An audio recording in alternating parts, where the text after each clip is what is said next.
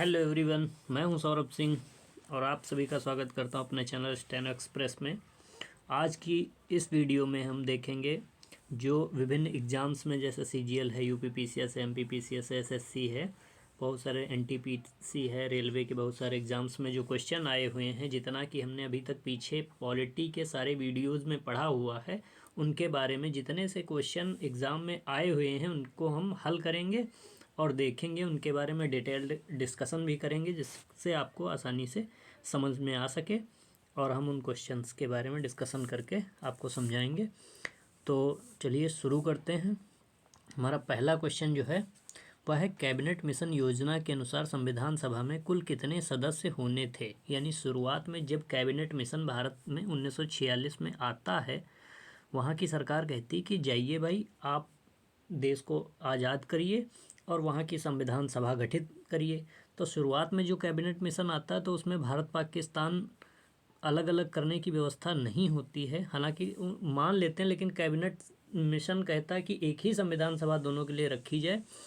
तो उसमें 389 सदस्य होने थे, यानी 389 हमारा सही आंसर है। इसमें से 389 जो टोटल होने थे, इन 389 में से हम देख लेते हैं कि जो ब्रिटिश भारत थे वो 296 प्रतिनिधि होने थे और जो देसी रियासतों के प्रतिनिधि थे वो 93 प्रतिनिधि होने थे। तो इस तरीके से यह व्यवस्था बनी थी, लेकिन बाद में यह व्यवस्था नहीं बन पाई और पाकिस्तान का विभाजन हो गया और पाकिस्तान के विभाजन होने के बाद यह संख्या कम पड़ गई और संख्या 389 की जगह पे सिर्फ 299 रह गई, क्योंकि पाकिस्तान की संविधान सभा अलग बन गई और उनकी संविधान सभा के अलग बन जाने के कारण हमारी संविधान सभा में सिर्फ 299 सदस्य बचे। उन सदस्यों में जो ब्रिटिश प्रांतों से चुन के आने थे वो 70 थे, 229 थे, और जो बाकी उधर देसी रियासतों से आने थे वो 70 थे।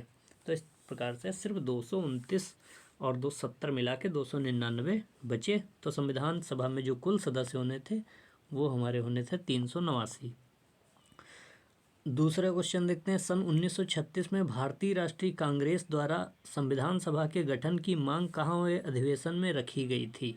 तो 1936 में जो कांग्रेस का अधिवेशन होता है वह हुआ था फैजपुर में, जिसमें मांग की गई कि संविधान सभा, यह फैजपुर अधिवेशन जो था यह कांग्रेस का 50वां अधिवेशन था। उसके अलावा ये एक और उससे महत्वपूर्ण है कि यह एक पहला ऐसा अधिवेशन था जो कि एक गांव में हुआ। फैजपुर जो है वो भारत के महाराष्ट्र के एक गांव था फैजपुर, वहां यह अधिवेशन हुआ था, इसलिए गांव में होने वाला यह पहला अधिवेशन था। नेक्स्ट क्वेश्चन देखते हैं। संविधान पांडुलेखन समिति का सदस्य निम्न में से कौन नहीं था। तो के.एम. मुंशी, ए.के. अय्यर और मोहम्मद सादुल्ला जो थे उसके सदस्य थे, लेकिन पंडित जवाहरलाल नेहरू उसके सदस्य नहीं थे, अर्थात सही आंसर है सी।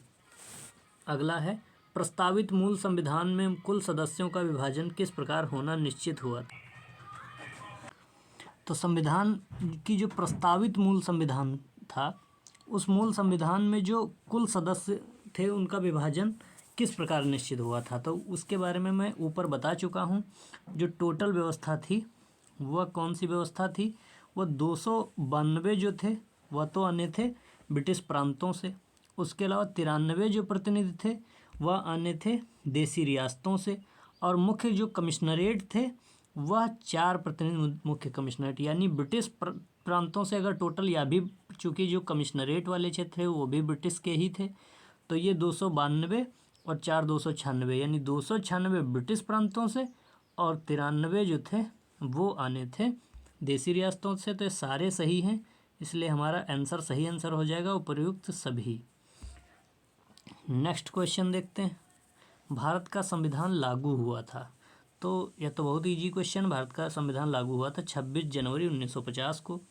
पुनर्गठन यानी पहले सीटें होनी थी 389, लेकिन जब पाकिस्तान की संविधान सभा अलग बन गई तो इसलिए अब हमारे संविधान सभा में जो सदस्य वो घट गए, तो पुनर्गठन इसी को कहते हैं। तो पुनर्गठन के बाद में 1947 में संविधान सभा के सदस्यों की संख्या घट के बची 299, जो हमने व्यवस्था बताई, यानी 229 भारतीय क्षेत्र, वो ब्रिटिश भारतीय क्षेत्रों से, और जो 70 सदस्य थे वो थे देसी रियासतों के प्रतिनिधि। नेक्स्ट क्वेश्चन देखते हैं, संविधान सभा में सभी निर्णय किस आधार पर लिए गए। बहुत अच्छा क्वेश्चन है, क्योंकि संविधान सभा में काफ़ी अहम मुद्दों पे चर्चा हो रही थी। उसके अलावा संविधान सभा में सारे लोग ऐसे थे, हर एक क्षेत्र में काफ़ी विद्वान लोग थे, काफ़ी सिंसियर लोग थे, विचार करने की क्षमता उनमें काफ़ी अच्छी थी और वो देश के लिए एक बड़ा काम करने बैठे थे। इसलिए वहाँ संविधान के निर्माता यह कतई नहीं चाहते थे कि उनके आपस में जो झगड़ा हो, लड़ाई झगड़े से बातें हों। वो चाहते थे कि सारे काम आपस में समझदारी, सहमति और आपस में योजना बना के हो जाए। तो इसका सही आंसर है सहमति और समायोजना। इसका मतलब यह मान लिया कोई मुद्दा संविधान सभा के समक्ष पेश हुआ तो सारे लोग पक्ष में हैं, लेकिन दो चार लोग किन्हीं चीज़ों पे उंगली उठा रहे हैं, वो सहमत नहीं हो पा रहे हैं, तो ज़्यादातर कोशिश की जाती थी कि उनको समझा बुझा कर तरह तरह की चीज़ें या फिर कुछ संशोधन करके उनको भी पक्ष में कर लिया जाए तो सबकी सहमति हो सके। इसलिए संविधान सभा में वोटिंग वाली व्यवस्था नहीं थी, आप हमेशा याद रखिएगा, वहाँ वोटिंग नहीं होती थी, वहाँ सहमत से सारे निर्णय लिए गए और जो व्यक्ति असहमत होते थे उन्हें समझाया बुझाया जाता था। उसके अलावा उनकी बात रखने के लिए उनको अपनी बात रखने का मौका मिलता था, उसके अलावा वो समझाते थे। तो इस तरीके से सहमति और समायोजना सही आंसर है। भारतीय संविधान सभा में महिला सदस्यों की संख्या तो 15 थी, 15 इसका डी सही आंसर। उसके अलावा संविधान सभा के उद्घाटन अधिवेशन की अध्यक्षता किसने की थी। मैंने पिछले वीडियो में बताया है कि पहला जो सत्र शुरू हुआ 9 दिसंबर, तो उद्घाटन 9 दिसंबर को ही हुआ था, पहली बैठक हुई और संविधान सभा के जो सबसे बुजुर्ग व्यक्ति थे सच्चिदानंद सिन्हा, उन्हीं को उसका अध्यक्ष अस्थायी चुन लिया गया। संविधान सभा के अस्थायी अध्यक्ष कौन थे, तो वही क्वेश्चन है, सच्चिदानंद सिन्हा संविधान सभा के स्थायी सदस्य। जब उसके बाद 11 दिसंबर को फिर से संविधान सभा बैठी तो उसके संविधान सभा के स्थायी सदस्य डॉक्टर राजेंद्र प्रसाद चुने गए। नेक्स्ट क्वेश्चन पे चलते हैं।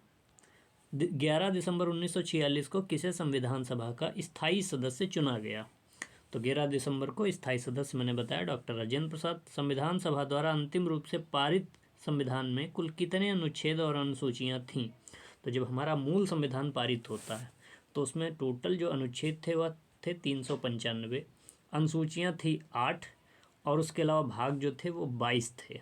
वर्तमान में इनकी संख्या जो है तो देखें लगभग उतनी ही है जितनी है 395। संख्या की दृष्टि से 450 से ज़्यादा अनुच्छेद हो चुके हैं। भाग अगर देखें संख्या की दृष्टि से 22 से 25 हो चुके हैं, लेकिन चूंकि इसी में का खा करके जोड़े गए इसलिए वास्तविक संख्या इतनी ही है, भाग 22 ही हैं, ये इतने ही हैं अनुच्छेद। लेकिन जो अनुसूचियों की संख्या है वह बढ़ चुकी है, अनुसूचियाँ 4 जोड़ के 12 हो चुकी हैं वर्तमान में। तो सही आंसर है 395 अनुच्छेद 8 अनुसूचियाँ। नेक्स्ट क्वेश्चन देखते हैं, संविधान सभा में उपस्थित कितने सदस्यों ने संविधान पर हस्ताक्षर किए थे, तो टोटल संविधान सभा के सदस्य थे 299, लेकिन सारे लोग उपस्थित नहीं थे, तो 284 लोगों ने उस पर साइन किए थे। संपूर्ण भारतीय संविधान के निर्माण में संविधान सभा को कितना समय लगा, तो समय जो लगा था वह था 2 साल 11 महीने और 18 दिन। कुछ बुक्स में आपको 17 दिन भी मिलता है, लेकिन सही आंसर 18 दिन ही है। अगला है भारतीय संविधान सभा के प्रथम दिन के अधिवेशन की अध्यक्षता तो डॉक्टर सच्चिदानंद सिन्हा, डी सही आंसर है। नेक्स्ट क्वेश्चन, भारत के संविधान का निर्माता किसे माना जाता है, तो ये डॉक्टर BR अम्बेडकर को भारत के संविधान का निर्माता माना जाता है, क्योंकि ड्राफ्ट जो था इन्होंने ड्राफ्ट समिति के अध्यक्ष थे, जिसको प्रारूप समिति हिंदी में बोलते हैं। और उसके अलावा जब संविधान बना तो उसका काफ़ी श्रेय इन्होंने संवैधानिक सलाहकार जो BN राव जी थे, खुद डॉक्टर भीमराव अम्बेडकर ने उनको भी श्रेय दिया था कि इनका भी बहुत बड़ा योगदान है। तो ये भी जानना आपके लिए बहुत आवश्यक है। पुनर्गठित संविधान सभा में विभिन्न प्रांतों के कितने प्रतिनिधि थे, तो संविधान सभा जब बनी पुनर्गठित तो विभिन्न प्रांतों के प्रतिनिधि अभी हमने बात की 229 थे, और जो बचे हुए 70 वो थे देसी रियासतों से। नेक्स्ट क्वेश्चन देखते हैं, संविधान सभा में किस प्रांत का प्रतिनिधित्व सबसे अधिक था, तो आपको पता ही होगा सबसे ज़्यादा जनसंख्या जहाँ होगी वहाँ सबसे प्रतिनिधित्व। जैसे आप वर्तमान में देखते हैं लोकसभा में सबसे ज़्यादा सीटें कहाँ से आती हैं, तो यूपी से आती हैं। उस समय यूपी का नाम क्या था? संयुक्त प्रांत। तो सबसे ज़्यादा जो सीटें थी, सबसे ज़्यादा लोग चुन के जो आए थे वो संयुक्त प्रांत से आए थे। संविधान सभा में एक ऐसी विदेशी रियासत थी जिसने संविधान सभा में भाग ही नहीं लिया था। वह कहती थी हमको आज़ाद रहना है। तो ऐसी देसी रियासत के प्रतिनिधि जो थे वो थे हमारे हैदराबाद के निज़ाम साहब। निज़ाम साहब के बारे में आपने पढ़ा ही होगा। बहुत कंजूस व्यक्ति थे वो। कई अंग्रेज़ों ने लिखा है कि वो जब कोई अंग्रेज़ उनके घर आता था तो वो सिगरेट निकाल के अपने सिगरेट दान में रख लेते थे। तो ये तो हो गया मजाक। नेक्स्ट देखते हैं, संविधान सभा के सदस्यों को निम्न में से किसने प्रत्यक्ष रूप से निर्वाचित किया? तो हम देखते हैं प्रत्यक्ष रूप से किसने। अगर हम देखते हैं चुनाव उनका होता है अप्रत्यक्ष, क्योंकि जनता उनको सीधे नहीं चुनती। यानी संविधान सभा में जो व्यक्ति गए थे उनके लिए जनता ने वोट नहीं किया था। जनता ने, जैसे मान लिया छोटी छोटी विधानसभाएं जो थीं राज्यों में, अलग अलग उन राज्यों के जो सदस्य थे, उस केंद्रीय जो राज्य की विधानसभा के सदस्य थे, उन सदस्यों ने मिलकर इन लोगों को चुना था।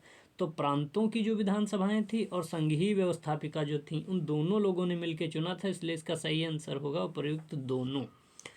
नेक्स्ट क्वेश्चन देखते हैं, संविधान सभा जो कि पुनर्गठित की बात हो रही, पहली वाली नहीं, तो उसमें देसी रियासतों के प्रतिनिधि कितने थे? तो हमने देखा पहले उसके प्रतिनिधि थे 93, लेकिन अब घट के जब पाकिस्तान अलग हो गया तो उसके बचे कितने? 70। तो इसका सही आंसर है 70। नेक्स्ट क्वेश्चन देखते हैं। नेक्स्ट क्वेश्चन में मुस्लिम लीग ने किस कारण संविधान सभा का बहिष्कार किया? मुस्लिम लीग क्यों नहीं आना चाहती थी संविधान सभा में?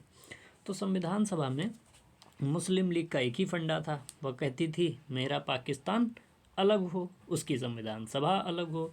तो मुस्लिम लीग मुस्लिमों के लिए अलग संविधान सभा चाहता था और वही हुआ भी। अंत में कैबिनेट मिशन के द्वारा संविधान सभा दो अलग अलग बना दी गई। भारत के लिए अलग संविधान सभा, पाकिस्तान के लिए अलग संविधान सभा। संविधान सभा, नेक्स्ट क्वेश्चन है, संविधान सभा का चुनाव किस आधार पर हुआ? तो समान अधिकार, सर्वमताधिकार, सीमित मताधिकार, वर्गीय मताधिकार। तो हम इसमें से क्या कहें? समान अधिकार तो मिले नहीं क्योंकि जनता ने सबको चुना नहीं। सर्वमताधिकार भी नहीं हुआ क्योंकि सबको वोट डालने का हक ही नहीं मिला उनके लिए। तो इसे हम कह सकते हैं सीमित मताधिकार, क्योंकि कुछ विशेष लोगों को, जैसे जो केंद्रीय विधायिका और राज्य के विधायिका में जो लोग बैठे हुए थे, उन्होंने चुना था उनको। नेक्स्ट क्वेश्चन देखते हैं, संविधान सभा में सभी निर्णय किस आधार पर लिए गए? तो अभी देख चुके हैं, सहमति और समायोजना। संविधान सभा में उद्देश्य प्रस्ताव किसने प्रस्तुत किया?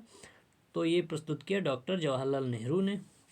तो जवाहरलाल नेहरू जो थे, पंडित जवाहरलाल नेहरू, उन्होंने जो उद्देश्य प्रस्ताव प्रस्तुत किया था 13 दिसंबर, वो 13 दिसंबर को प्रस्तुत किया 1946 में, और यही आगे चलकर उद्देशिका बना। नेक्स्ट क्वेश्चन देखते हैं, भारतीय संविधान सभा की संघीय शक्ति समिति के अध्यक्ष कौन थे? तो संघीय शक्ति समिति के अध्यक्ष जो थे वो पंडित जवाहरलाल नेहरू थे, क्योंकि आपको पता ही है प्रधानमंत्री सबसे बड़ा होता है, इसलिए संघ की जो शक्ति समिति थी उसके अध्यक्ष बनाए गए पंडित जवाहरलाल नेहरू, और जो राज्यों की समिति थी उसके बनाए गए सरदार पटेल। तो संघ शक्ति समिति का सही आंसर है option C, Pandit Jawaharlal Nehru. Next question है, भारतीय संविधान सभा की प्रारूपण समिति के सदस्य नहीं, प्रारूप मतलब प्रारूपण या प्रारूप या ड्राफ्ट एक ही चीज़ है, तो उसमें कौन नहीं था? तो गोपाल स्वामी अयंगर थे, अल्लादी कृष्णा स्वामी थे, B.R. अम्बेडकर थे, ये अध्यक्ष ही थे। डॉक्टर राजेंद्र प्रसाद नहीं थे, क्योंकि डॉक्टर राजेंद्र प्रसाद कैसे इसके वो हो सकते हैं। उसके अलावा निम्नलिखित में से कौन प्रारूप या मसविदा समिति का सदस्य नहीं था? तो इसमें भी देख लेते हैं, जवाहरलाल नेहरू नहीं थे, सदाउल्लाह के मुंशी, गोपाल स्वामी अयंगर तीनों लोग थे। तो इसका सही आंसर है जवाहरलाल नेहरू। संविधान की प्रारूप समिति के समक्ष प्रस्तावना का प्रस्ताव किसने रखा? तो यह रखा था जवाहरलाल नेहरू ने प्रस्तावना का प्रस्ताव रखा था। महात्मा गांधी हो ही नहीं सकते, क्योंकि महात्मा गांधी संविधान सभा के हिस्सा ही नहीं थे। महात्मा गांधी ने इसमें भाग ही नहीं लिया था। संविधान सभा के संवैधानिक सलाहकार कौन थे? यानी जैसे आजकल वर्तमान में सरकार को सलाह देने के लिए, जो केंद्र सरकार है उसको सलाह देने के लिए अटॉर्नी जनरल होता है, जिसे महान्यायवादी कहते हैं। राज्यों में एडवोकेट जनरल होता है। तो उसी तरीके से उस समय संविधान सभा ने संसद का भी काम किया और संविधान सभा के सामने बहुत सारे कानूनी मसले थे, तो उन सब के लिए सलाह देने का काम किया था जो थे BN राव, संवैधानिक सलाहकार। शायद हाँ, ये लिखा हुआ है वेनेगल नरसिंह राव, BN राव, इसमें फुल फॉर्म दिया हुआ है। संविधान सभा के चुने हुए स्थायी सदस्य कौन थे? तो संविधान सभा के चुने हुए स्थायी सदस्य जो थे वो कौन थे? वो थे डॉक्टर राजेंद्र प्रसाद। सच्चिदानंद सिन्हा जी को तो ऐसे ही चुन लिया गया था सर्वसम्मत से कि हाँ आप सबसे वरिष्ठ हैं, तो ये अस्थायी रहे। आगे डॉक्टर राजेंद्र प्रसाद का इलेक्शन हुआ था, वो बात अलग है कि वो भी निर्विरोध ही हुए थे। अब निम्नलिखित में से कौन संविधान सभा का सदस्य नहीं था? तो यहाँ पे देखते हैं H.H. बेग नहीं थे, बाकी TT कृष्णमाचारी भी थे, KM मुंशी भी थे, गोपाल स्वामी अयंगर भी थे। ये आपको इस तरीके से, अब इतने सारे लोगों में आपको ये देखने की ज़रूरत नहीं, क्योंकि ये सारे लोग प्रारूप समिति वगैरह में भी रहे हैं, तो इनके नाम तो आपको पता ही होंगे। अगला क्वेश्चन है 1922 में किसके द्वारा उद्गार व्यक्त किया गया कि भारतीय संविधान भारतीयों की इच्छा अनुसार होगा? यानी भारतीय संविधान जो है भारतीयों की इच्छा अनुसार होगा। यह तो भारतीय संविधान भारतीयों की इच्छा अनुसार होगा, यह कहा था महात्मा गांधी जी ने अंग्रेजों से। अगला क्वेश्चन है संविधान सभा के प्रारूप समिति की नियुक्ति कब की गई? तो प्रारूप समिति की नियुक्ति, जो ड्राफ्ट कमेटी थी, इसकी नियुक्ति की गई थी 29 अगस्त 1947 को। और संविधान सभा के विचार का औपचारिक रूप से प्रतिपादन जो था वह किसके द्वारा किया था? तो औपचारिक रूप से प्रतिपादन किया गया जवाहरलाल नेहरू के द्वारा। उसके अलावा संविधान सभा को किसने मूर्त रूप प्रदान किया? तो मूर्त रूप प्रदान करने, यानी संविधान सभा को मूर्त रूप प्रदान करने का काम जो है वो किया जवाहरलाल नेहरू जी ने। भारतीय संविधान को किसने बनाया? तो संविधान सभा ने बनाया, संविधान सभा ने। तो भारतीय संविधान को बनाया संविधान सभा ने। नेक्स्ट क्वेश्चन देख लेते हैं, संविधान सभा का प्रथम अधिवेशन कहाँ हुआ था? तो संविधान सभा का प्रथम अधिवेशन दिल्ली में हुआ था। एक पुस्तकालय था, नाम मुझे नहीं याद आ रहा है, उस पुस्तकालय के बैंक्वेट हॉल में हुआ था, तो दिल्ली में हुआ। 1948 में किस व्यक्ति ने वयस्क मताधिकार के आधार पर संविधान 38 में किस व्यक्ति ने वयस्क मताधिकार के आधार पर संविधान सभा के गठन की मांग की? तो कौन सा व्यक्ति था जिसने कहा कि भाई जो चुनाव होना चाहिए वो वयस्क मताधिकार? इसकी बात पिछले एक वीडियो में हम कर चुके हैं। यह थे जवाहरलाल नेहरू, जिन्होंने कहा कि संविधान का इलेक्शन वयस्क मताधिकार के, संविधान सभा का इलेक्शन वयस्क मताधिकार के आधार पर होना चाहिए। नेक्स्ट क्वेश्चन, संविधान सभा ने संविधान को अंतिम रूप किस दिन पारित किया? अंतिम रूप से यानी फाइनली किस दिन पारित किया? वह किया था 26 जनवरी 1950। इसी दिन भारत एक गणतंत्र बना। भारत एक संप्रभु और सर्वसत्तावादी राज्य लोकतांत्रिक बन के तैयार हुआ। जितना भी प्रस्तावना में हम देखते हैं, भारत ने वह रूप अंतिम रूप से ग्रहण किया 26 जनवरी 1950 को। अब देखते हैं संविधान सभा अंतिम रूप से किस दिन आखिरी बार मिली, यानी संविधान सभा की अंतिम बैठक किस दिन हुई? तो वह हुई 24 जनवरी 1950 को। अब आप ये भी पूछ सकते हैं कि संविधान सभा की ये बैठक इसी दिन, एक चीज़ और देख लीजिए कि इसी दिन डॉक्टर राजेंद्र प्रसाद अभी तक संविधान सभा के क्या रहे हैं? वह रहे हैं संविधान सभा के अध्यक्ष। अब जब अंतिम दिन मिली तो इसके बाद भी वो जब वहाँ बैठेंगे तो क्या रह जाएंगे? तो उस दिन उनको चुन लिया गया राष्ट्रपति। कहा गया कि आज संविधान सभा की आखिरी बैठक है भाई, आज जो है अब अध्यक्ष तो काम कर नहीं सकता, इसलिए उनको राष्ट्रपति उसी दिन चुन लिया गया। 24 जनवरी 1950 को आखिरी दिन मिली। उसके बाद जब वह बैठती थी, संविधान सभा का काम नहीं किया, उसने अंतरिम संसद का काम किया, संसद की तरीके से वो काम करती रही। तो 24 जनवरी तक उसकी बैठक जो थी वह आखिरी बैठक थी। उसके अलावा संविधान सभा के गठन की सर्वप्रथम मांग 1895 में किसने प्रस्तुत की थी? तो वो थे बाल गंगाधर तिलक जी। तो इन्होंने संविधान सभा की सबसे पहले 1895 में मांग प्रस्तुत की। नेक्स्ट क्वेश्चन देखते हैं, भारत की संविधान सभा गठित करने का आधार क्या था? यानी संविधान सभा गठन, इतने सारे जो नियम अधिनियम अंग्रेजों ने पारित किए, उसमें से किसमें भारत की संविधान सभा किसके द्वारा गठित की गई? तो वो था कैबिनेट मिशन।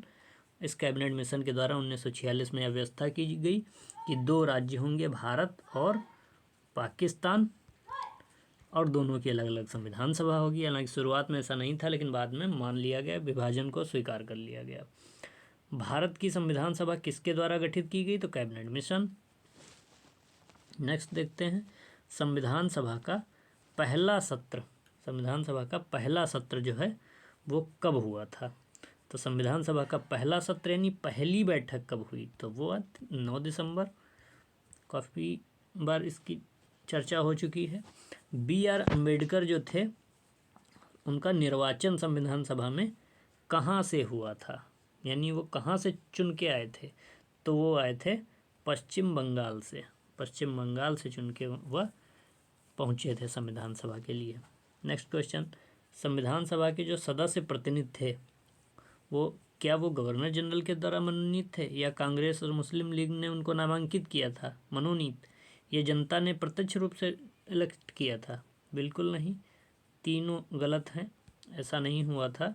जनता द्वारा अप्रत्यक्ष रूप से निर्वाचित। अप्रत्यक्ष निर्वाचित क्या होता है? यानी सीधे संविधान सभा के जो सदस्य हैं उनको सीधे जनता नहीं चुन रही है, जनता अपने कैंडिडेट चुनती है और वो कैंडिडेट चुनते हैं इनको। यानी जनता जो थी प्रांतों में, केंद्रीय विधायिका के जो लोग थे उनको जनता चुनती थी, और वो उन लोगों ने चुना था इन संविधान सभा के लोगों को। अब भारतीय संविधान को अपनाया गया, भारतीय संविधान को अपनाया गया किसके द्वारा? भारतीय संविधान सभा द्वारा। ठीक, भारत को एक संविधान देने का प्रस्ताव कब पारित किया गया था? भारत को एक संविधान देने का प्रस्ताव जो था वो जनवरी 22, 1947 को पारित किया गया था। उसके अलावा भारतीय संविधान सभा की प्रारूप समिति के जो अध्यक्ष थे डॉक्टर BR अम्बेडकर थे। भारतीय संविधान निर्मात्री सभा जो थी उसके बारे में 4 कथन हैं कि गवर्नर जनरल द्वारा इसका गठन किया गया था, वयस्क मताधिकार के आधार पर भारतीय नागरिकों के द्वारा चुनी गई थी, प्रांतों की जनता द्वारा चुनी गई थी, या प्रांतीय विधानसभाओं द्वारा प्रत्यक्ष रूप से आनुपातिक प्रतिनिधित्व प्रणाली द्वारा चुनी गई थी। तो हम पीछे बात कर चुके हैं कि प्रांतीय विधानसभाओं द्वारा परोक्ष रूप से आनुपातिक प्रतिनिधित्व प्रणाली द्वारा चुनी गई थी। हालांकि इसमें आधी बात की गई है, प्रांतीय के अलावा जो संघ की जो वो थी केंद्रीय विधानसभा, उसके द्वारा भी चुनी गई थी। तो नेक्स्ट देखते हैं, संविधान सभा में जो झंडा समिति बनी थी उसके अध्यक्ष कौन थे? जिस तरीके संघ संविधान समिति के अध्यक्ष जवाहरलाल नेहरू थे, राज्य शक्ति समिति के जो अध्यक्ष थे वो थे सरदार पटेल जी थे। उसी तरीके से झंडा समिति के अध्यक्ष जो थे वह थे JB कृपलानी जी। नेक्स्ट क्वेश्चन, राष्ट्रीय झंडे की विकल्पना को भारतीय संविधान सभा में कब ग्रहण किया गया? तो यह ग्रहण किया गया था तो झंडा जो स्वीकृत किया गया था वो किया गया था 22 जुलाई 1947। 1947 में 22 जुलाई के दिन यह स्वीकृत किया गया कि हमारा झंडा जो उन्होंने बना के दिया था, जिसके झंडा समिति के जिसके अध्यक्ष थे JB कृपलानी, उनकी अध्यक्षता में एक झंडा बनाया गया। कुछ संशोधन उसमें संविधान सभा ने किए और उसके बाद 22 जुलाई को वह झंडा 1947 को स्वीकार कर लिया गया। भारतीय संविधान सभा ने भारतीय ध्वज की रूपरेखा को अंगीकार किया। तो वही क्वेश्चन है, यानी झंडा समिति ने जो झंडा को अंगीकार किया, अपनाया, वो किया 22 जुलाई 1947 को। तो आई होप कि सारे क्वेश्चंस जो हैं आपको समझ में आ गए होंगे। आने वाले एग्ज़ाम में आप इनको आसानी से अटेम्प्ट कर सकते हैं और अच्छे अंक प्राप्त कर सकते हैं। Thank you.